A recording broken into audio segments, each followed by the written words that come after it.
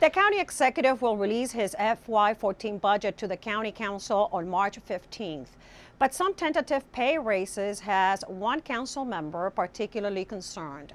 In a deal recently released to the public, the county will pay its workers' union MCGEO 1994 as much as an additional 6.75% each year. Council member Phil Andrews says he does not believe these increases are sustainable.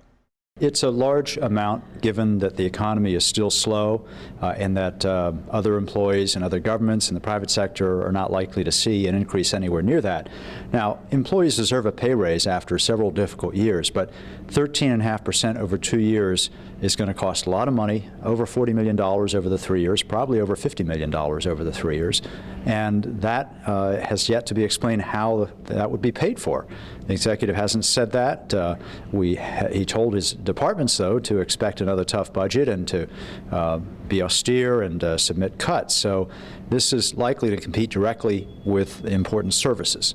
Well, that's the obvious, that always any decision that you make compete with important services, providing a salary increase for our employees who deliver those services. So that's sort of ridiculous to make that kind of statement.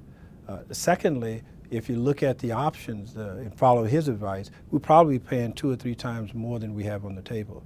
Thirdly, I think that he's failed to look at and advance in his arguments the very tough decisions that I've made, decisions that have been unprecedented. That is, for a county executive to literally walk away in a legal battle and take its own unions to court and not respond to an arbitrated decision. I think that demonstrates very carefully that we've managed the budgets very well. We've had some very difficult challenges as it relates to collective bargaining. There are many times when the people in the labor unions have been fighting me about all of this, have demonstrations at my house, at my office, really outraged about the decisions that we've made. Those are the right decisions. Now, we followed his advice and go through this and did less than that and go through the arbitrated process, end up in court. My opinion is that we will be paying 3 to 4 times more than what we've provided. So I think he needs to look at that and evaluate what he's saying rather than to respond to this in a way without the kind of substance that I think this analysis should provide. And by the way, as I've seen that, he's the only person, at least in elective office around here, that have advocated those kinds of positions.